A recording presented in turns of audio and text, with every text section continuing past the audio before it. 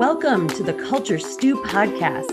I'm Maria Marukian. And I'm Roger Moriano. In every episode, we will meet with practitioners, authors, and all around fascinating people who share their wisdom and insights on all things related to diversity, equity, and inclusion.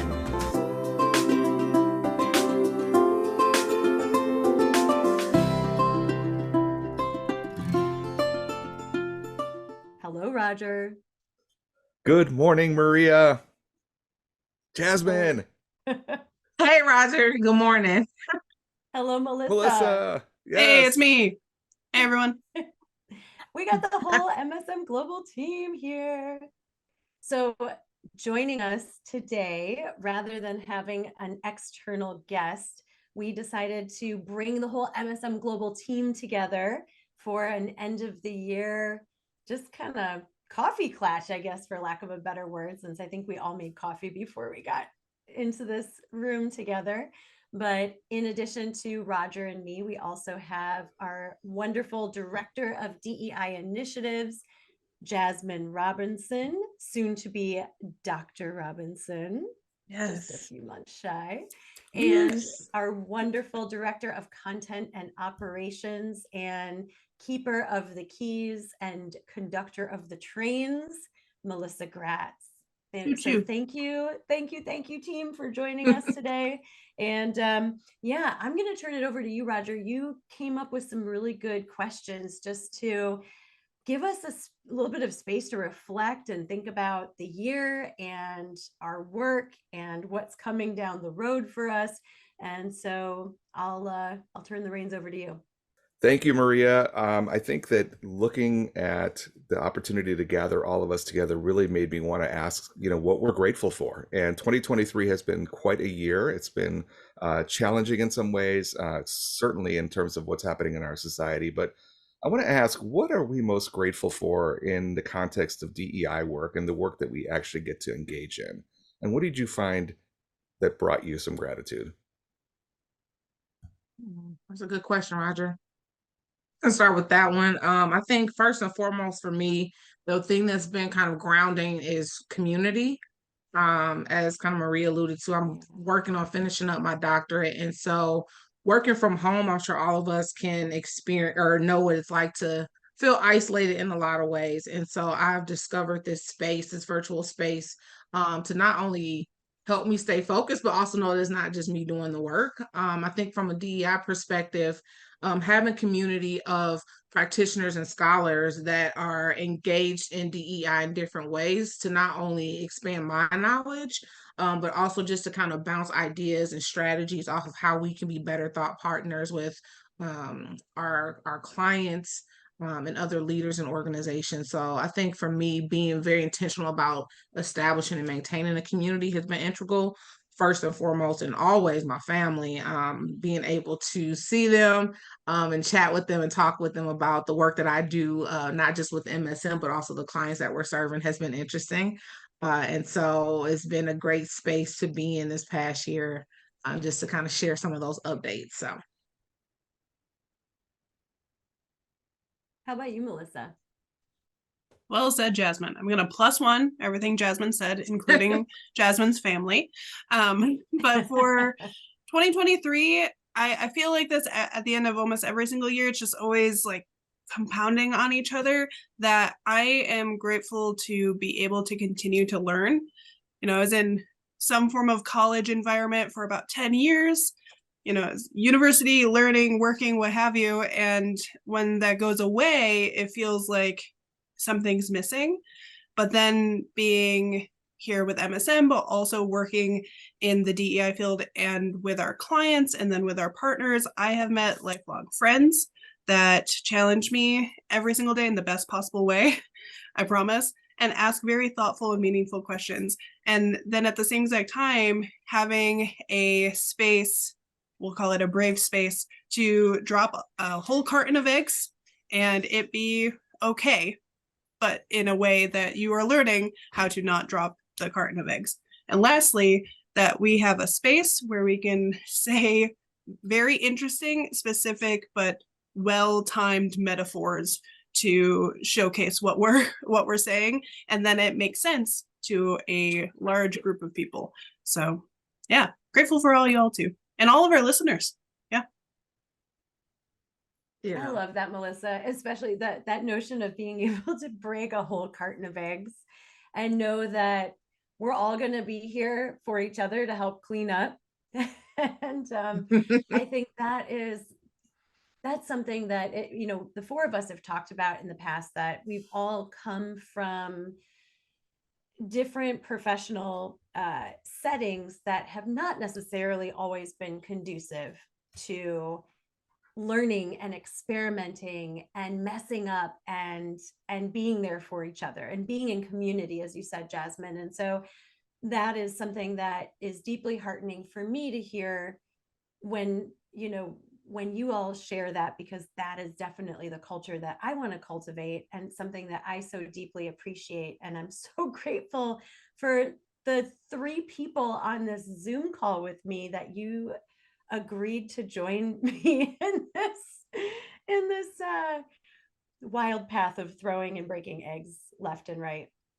But I think I also am deeply grateful for the moments of levity that we have found over the last year, not only with each other as a team, but I think also individually and with our friends and our partners and our family members and sometimes with our participants, because this work can sometimes feel so heavy, and it is heavy, and there will always be more. There will always be so much more that needs to be done, but being able to just add a little bit of softness and fun and snarkiness, dare I say, really, I think is something that is incredibly important and meaningful for me. And I deeply appreciate you giving me the space to be able to do that. Oh, Maria, you're so wonderful.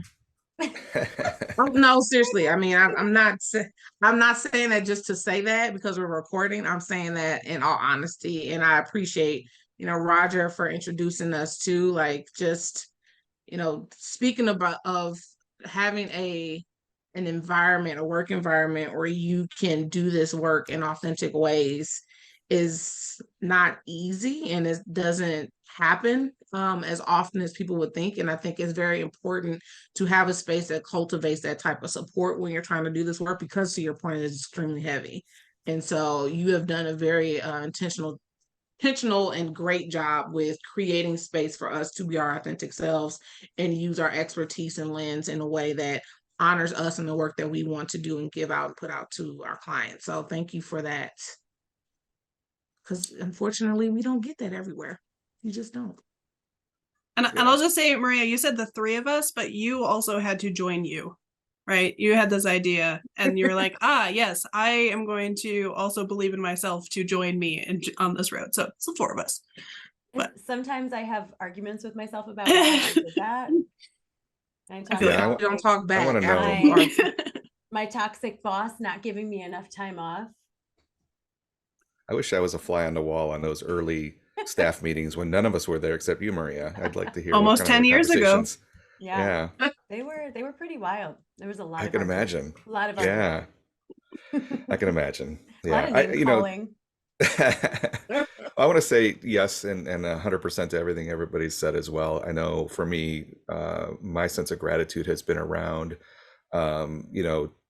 the work that we do, and outside of the podcast, we do a lot of work with clients as well. And I have spent some time thinking about the moments we've had with clients, particularly in person, which as a person who loves this work because I have a deep love for humanity, those are real moments for me, and they help carry me because the work can be very heavy, as you stated, Maria. And 1,000% to what you all have said about the environment as well, because like any of us in any arena, we all have a multitude of things that we're carrying with us as well, with our personal lives as well. And I think, any one of us could be subject to huge challenges that can come our way that we don't expect. And so the extra weight of the work, compounded with just the personal challenges that may happen with, issues that family members are facing or health issues that arise, and that certainly was the case for me this year. I think that that's, something that this environment helps create a sense of being cared for, being appreciated, and understanding that, we are not just professionals who deliver work in a robotic way, right? We are human beings who do the work because we are fully engaged in the fullness of who we are as human beings, the emotional part of who we are, the deep care we have for a better world. And that is my sense of gratitude in terms of understanding that when you feel heard, when you feel appreciated, and you feel understood, then you feel like you can go through a lot of stuff and come out okay on the other side. And I think, just like you said, Maria, many of us come from environments that wasn't always the case, right? And so, and it's just a deep sense of gratitude I have for the position I'm in right now. So thank you for creating this environment. And I am just saying this because we're recording. No, I'm just kidding. But yes, mutual admiration indeed. So let me ask then, because I know many of us have had challenges in many ways through our work.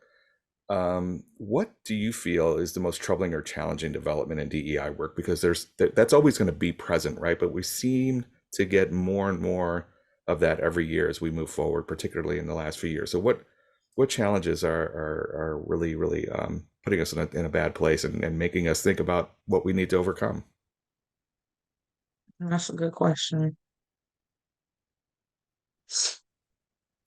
Maybe I could start off just by saying that I think the way DEI issues are being addressed or looked at or discussed or politicized in our society is continuing to trouble me more and more, because I think we're getting to a place where character and ethics seem to matter less. And I think that we're getting more and more tribal in terms of how our society operates and how power is showing up in the dynamics of power in our society. And I'm troubled by what people are willing to accept in terms of, having the interest move forward, and and not really worrying about who it exploits or who is expendable in the process. And that's deeply troubling to me. And so I think our work is really cut out for us as practitioners to really create that world that is equitable and creates opportunity for everyone and respects the dignity of every human being. We're going to have really strong challenges because of how we are showing up right now. And there's a lot more to be said about that. I'm sure that could be several episodes down the road as well. But that's the deepest thing I'm troubled by, and it keeps me up at night. Yeah, I agree, Roger. I also think too, there's a lack of ownership and responsibility that people have in terms of doing their own work. And I think, and we've talked about this a lot of times, especially you and I, Maria, like because of how the world has categorized us, right? There is a different level of responsibility that we have to take on. And I can't say enough, we have to think about the role that we play and take ownership in educating ourselves and standing against systems that are not benefiting everyone, right? And I think that there is this kind of like, well, get somebody else. Like, I don't want to do this. I just want to go to work, or I just want to go to school, or I just want to, live my life, and not really thinking about the humanity that is at risk. Because we're not taking stock in what we need to learn and unlearn and deprogram ourselves to thinking, and how we are, being programmed to believe certain things that's creating a lot of divisiveness. And so I think that's everyone's responsibility. I think, I always say this time and time again, I view my experiences through a racialized lens. And I think a lot of folks choose to enter DEI work in a different way. And so that can also create some friction. I don't think it's necessarily an issue, but I think especially in the US context, it's important that we do this work starting through those identities, because it has huge implications on how our systems are at play, how they are disenfranchising folks. And it's a lot, and I think another thing too is that people are impatient. We are in a society where it's like, we want it fast, we want it now. And this did not happen overnight, right? And so how are we being patient with this process of unlearning and learning new ideas and new concepts, and how are we addressing these issues on a systemic level? And so just the lack of patience I'm seeing with people, and the lack of ownership around the information they're obtaining is alarming. Yeah, that's what I'll say about that for now. I have some other thoughts, but I'll stop. Wow, we really went from the personal stuff to let's talk about the whole system. But I see this in a lot of different ways, where I think DEI, like if we just use that one term, like Roger said, it people don't quite understand it, so they're seeing it as, let's say, rocket science. I'm not a rocket scientist. That's over there. I don't need to pay attention to it. When really talking about diversity, equity, inclusion, belonging, identity, that's all of us, right? It's all about humanity. It's all about how we interact with the world and our communities, where our communities are. We talk about expansion. Maria talks about expansion a lot, not just who and what we see every day, but can we expand into understanding the perspectives of others? And I think that also comes from fear. A lot of folks are scared, to myself included, right? I'm scared all the time, right? How to go into a space and say, that's right, that's wrong, I stand for this, I don't stand for that, and then turning it into a political conversation. So setting that aside, that's what's troubling to me, is that folks are afraid to like step forward and engage in something that impacts all of us. It is a part of our daily life to understand where identity is coming from and who you are as a person. I love identity and belonging as it relates to DEI, because you have your identity. And yes, there are words that we have associated with your identity so that you can better explain to other people who you are on this earth.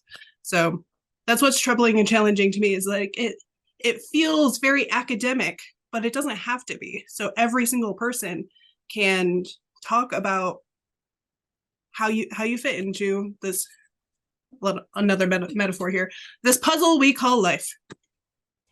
And to add to what you all have said, which I think really encapsulates both how this plays out at the individual and interpersonal level, as well as at the systems level. One of the trends that I've been talking about a lot over the last year that is particularly troubling to me, and I think should be terrifying all of us, is this phenomenon of pernicious polarization. And the political scientists have been raising the alarm bells because we have not seen this extent of ideological polarization in the United States for such a prolonged period of time. And it is very troubling, right? Because all of us are becoming so embedded. We're fusing our ideological perspectives with our social identities. And when we do that, it makes it harder and harder for us to seek common ground, to be willing and able to listen to differing or oppositional viewpoints. And that is directly connected to the erosion of democracy. And we're not just seeing this in the United States, but also around the world. There's increasing evidence of this level of polarization, ideological, identities, social polarization.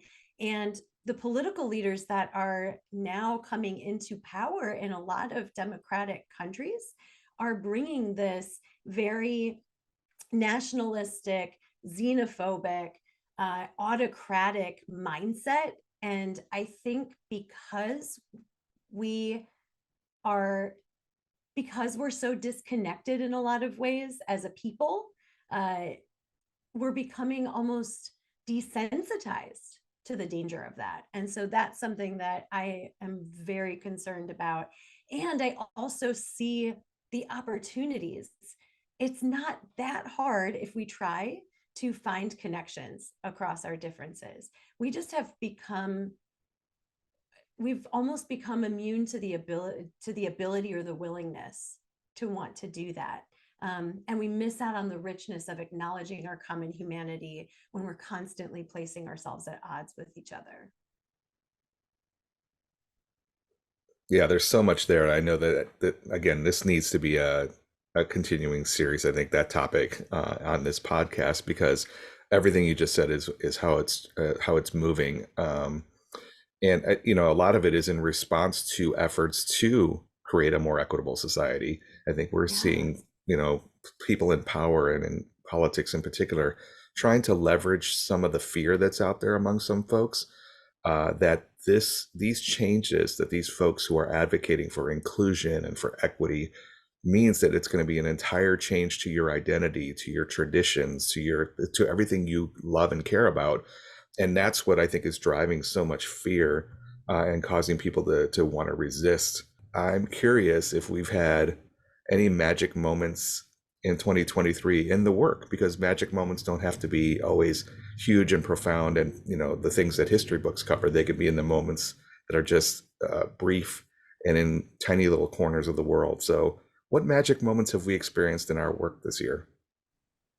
I can share a magical moment. I think a few. One has been the work that we've been doing with the client, the Association for Animal Welfare Advancement. Like, they have done some phenomenal work, excellent thought partners with us. And I think our program, the Train the Trainer program, the Ambassador program, has been very enlightening and refreshing.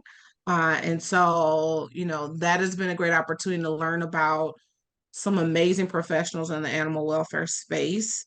And I think, you know, specifically, I got to shout her out. Allison Cardona has been super, super supportive in my journey in animal welfare, because I'm not very familiar with animal welfare. And so she's definitely exposed me to a lot of things to consider around equity in animal welfare, as well as, you know, just attending the conferences has been very important. And so most recently we were in Portland, and Maria and I hosted some affinity spaces for some of the animal welfare professionals. And, you know, we had a good number of people show up, and they were sharing some really good insights into what has been happening, their experiences, and just ways that we can, you know, further support them. And just from that conversation, they're already talking, and we've established some ongoing opportunities just to connect. And so, just speaking back to the importance and significance of community, I feel like that moment, the ambassador programs, when we have our cohorts taking pictures and bonding, as well as just this most recent experience with the association's annual conference, has been a really great reminder that this work is important and people do get it and they want to be here. And so for me, that has been one of my magical moments. I had the same one, Jasmin. So when I think about an organization that has from day one indicated its commitment to institutional culture change, the association has really stood out, because now here we are 3 years into the work, and case in point, you and I met with some of the ambassadors who had been through the program formerly, and they sought us out at that conference a month ago to tell us, this is what I've been applying, and this is what has changed. And, you know, we so often talk about how culture change takes time, change is hard. You have to expect that this is going to be a, multi-year sort of journey, and no promises made, right? And here you have a group of people where maybe just one person in the organization who went through this program came back and energized others and inspired others simply by saying, this is what I learned and how it changed me. I encourage you to do the same. And it's led to norm change, to behavior change within their organizations that seem maybe small, but they're not insignificant. And people challenging theirs and others' biases, people calling each other in and having courageous conversations where they never did before. That makes everything that we do worthwhile when we have those stories. Absolutely. I 1,000,000% agree. And I think it's a testament to the power of what this work can be. Like, it's not something that happens overnight. It's not something that you can just check a box, right? Like, and I think that's another piece where we're seeing this wave of folks kind of go back, or, this retrenchment process, right? That we're seeing. People aren't in it for the long haul. And to see organizations that we've been working with that is very refreshing, especially with all these messages are suggesting that, DEI is in trouble, which I completely disagree. I think we're just in the cycle right now, right? Yep. And so, that's my thoughts on that.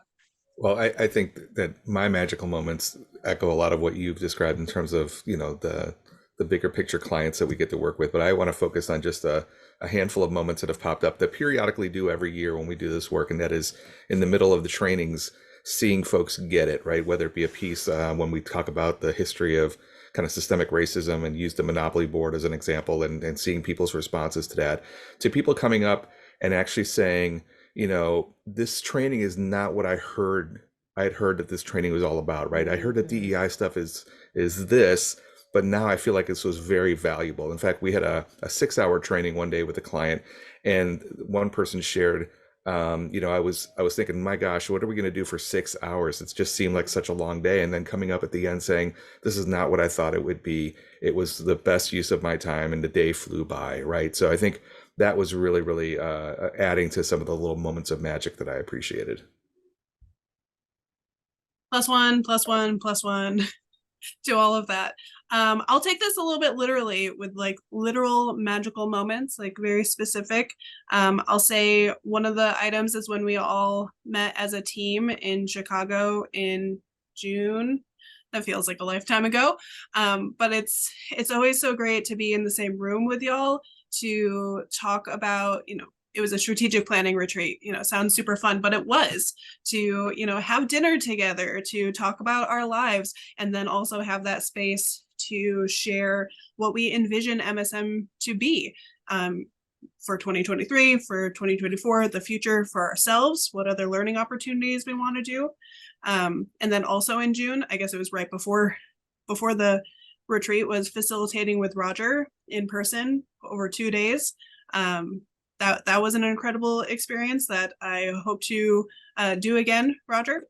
And then the last one I'm going to mention is going to the ATD Training and Facilitation Certificate Program in DC in August. That was an incredible learning experience, met a handful of really great people, learned a bunch, and also got to hang out with Maria for the week. And that was also an absolute blast to just like be very much immersed in that space. I love working remotely. Can't stress that enough. But being in person every now and again is wonderful. And especially for like very meaningful, magical moments, if you will. Well, I love that. And each of us is fed through who we are and kind of how we experience the world, right? And I think that the beauty of this is that we've landed in an environment that allows us to be fed in a variety of different ways. And Maria, again, that's a testament to the culture you've created here, and the clients we choose to work with, right? And I think that's another thing that we should really stress, is that there have been clients here and there, very rarely, but we've said, you know what, I don't know if this is something that you're committed to, and that we've been really mindful in terms of investing time, energy, and resources to really understanding that we're in this for the right reasons, and it helps feed why we do what we do. And I think that's crucial and important. And so in terms of feeding our well-being, one other thought I had is, and I thought to ask is really, what habits, what goals are we setting?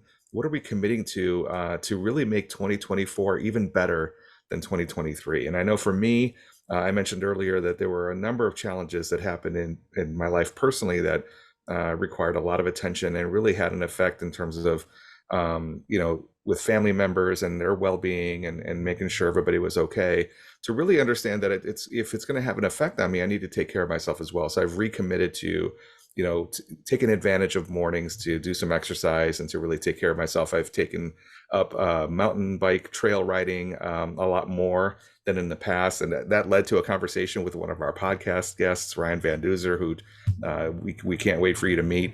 But he's been a huge influence. But I wanted to take care of myself more physically, and that's something I wanted to commit to.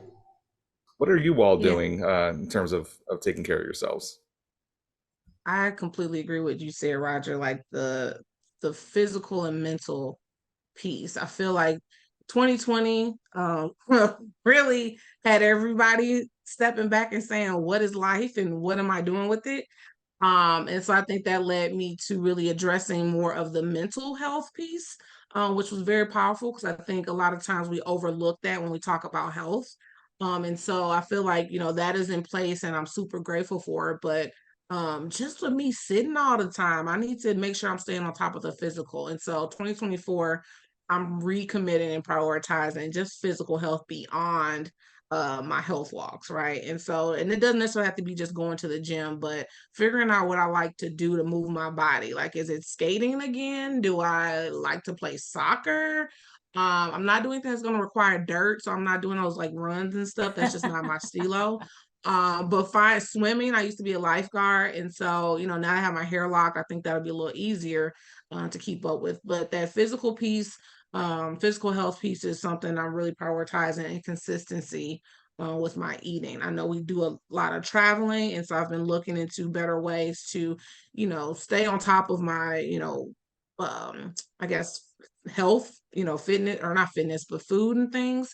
And so being able to implement that in 2024 is what I'm looking for.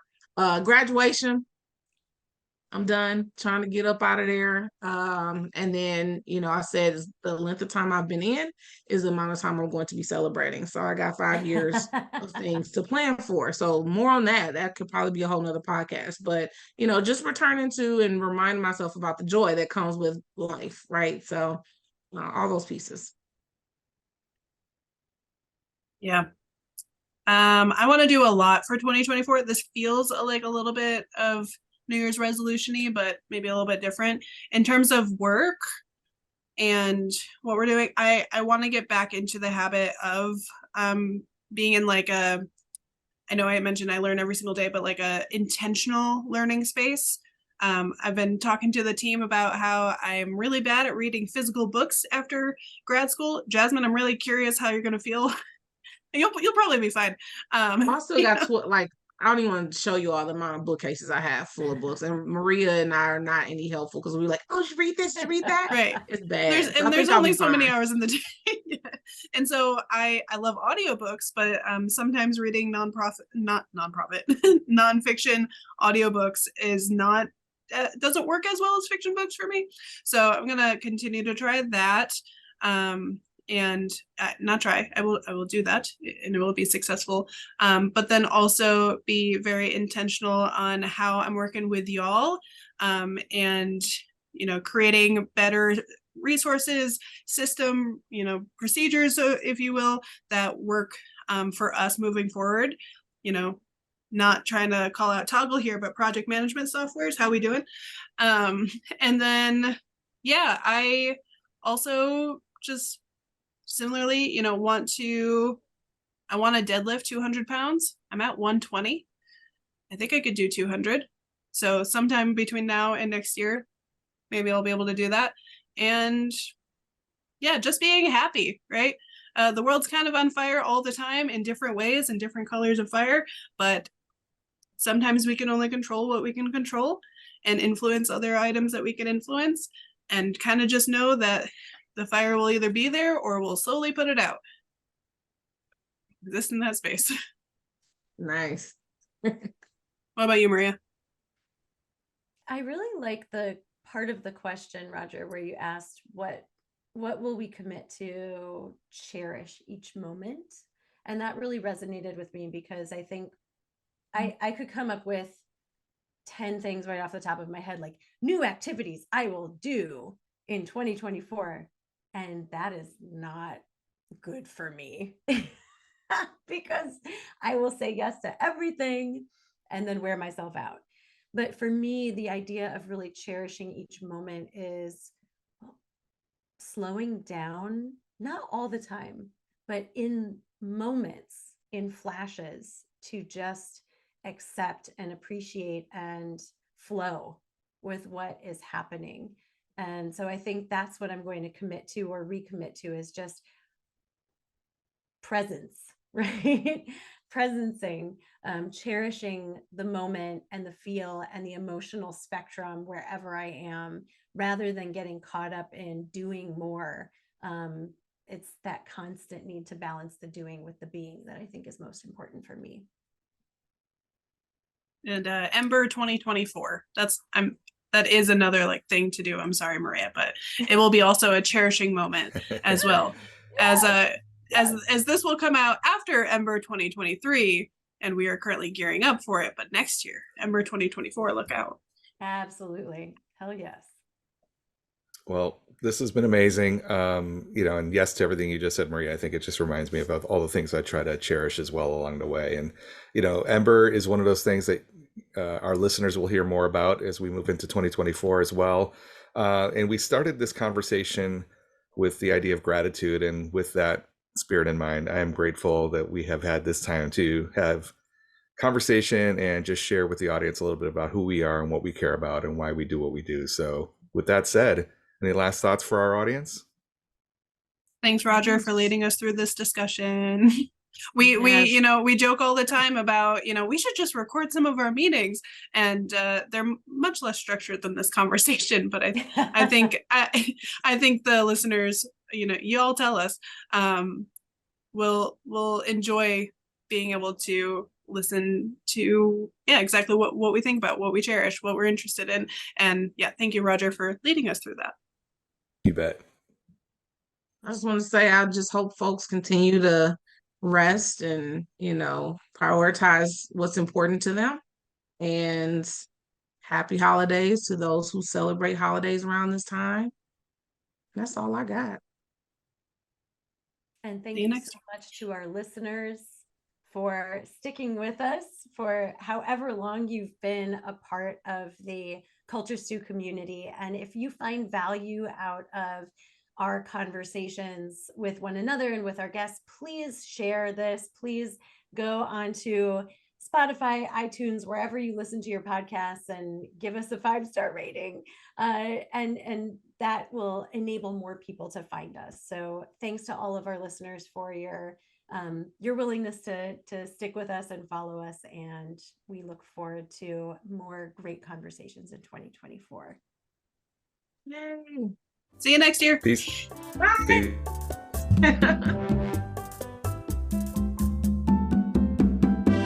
Thank you for listening to Culture Stew. In a world full of podcasts, we are so grateful that you chose to spend time with us today. Culture Stew is produced by MSM Global Consulting and hosted by me, Maria Marukian. And me, Roger Moriano. Are you interested in learning more about Culture Stew and MSM Global Consulting?